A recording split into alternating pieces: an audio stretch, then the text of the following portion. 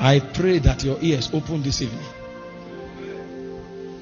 I pray that your ears open.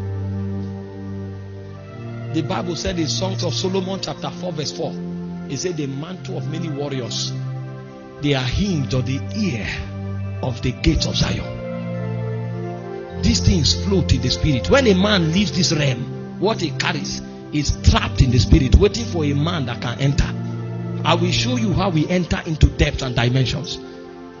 It's not anything about blood connection or any relationship in the flesh. Your husband can be a GO. He dies, moves in to another country. You may inherit that ministry. You don't have the authority to back it. There's no sentiment about it. What caused him to enter is the sacrifice of alignment. Many things are a gift, but there are certain things that have to do with territories and generation. God will never gift it. Never. Those things are earned on the altar of sacrifice. Matters of ordination can never be gifted. You can stumble into many gifts, not issues of territories. God finds worthy men. Many believers don't understand. We live our lives carelessly. You have to until you learn truth and you live by them. You are mighty on your throne. You reign. You reign. You reign.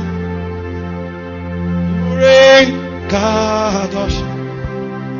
You are mighty on your throne. From Genesis to Revelation, nobody made impact by chance. Not one. Go on. I told you that Adam was born in the womb of encounters. He came from within God. The Bible said God created the man, and then he formed the man from the dust of the ground. He breathed into the man, and the man became a living soul. He was born from within encounter. He lived in Eden, the ambience of heaven. When the earth fell, that pattern did not change. God showed up, and in a whole generation he found no man. And God said he swore in his heart in Genesis chapter 6 that he was going to wipe off everything on the face of the earth, including animals and beasts, until the Bible said, but Noah found favor with God. You don't have an encounter with God, you think you can change anything in time, you are a joker. You don't know the beings that regulate time. Civilization is not a coincidence. It's a deliberate orchestration of princes in the spirit. Everything you see happening around you, there is a prince watching over it.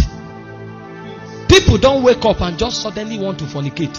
People don't just wake up and suddenly want to steal. People don't wake up and suddenly want to lie. There's a being that sits over the gate of lie. There's a prince that sits over the gate of fornication. It is the energy of that prince that compels sin in the lives of men. For you to break out of the influence of that spirit, be vitally connected to another influence. This is deeper than accepting Jesus as the Lord of your life. Systems and patterns govern creation. They will remain there for eternity.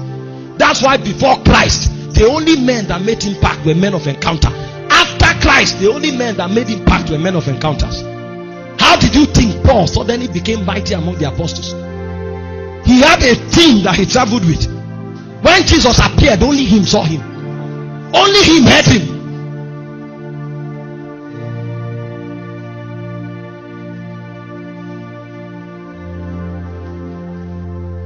And that brings you influence among spirits. And that influence causes you to rule men. When Moses encountered God by the backside of the desert, in Exodus chapter 7 verse 1, he said, I have made you a god unto Pharaoh. When you gain influence among spirits, you become a god among men. That's why you can have impact. Even the princes, your name echoes in their realm. They dare not touch you. Did you not read about the sons of Sceva? Jesus we know, Paul we know, who are encounter.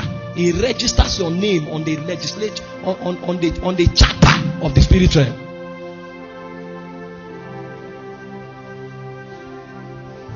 Our generation is weak because encounter is now strange to us.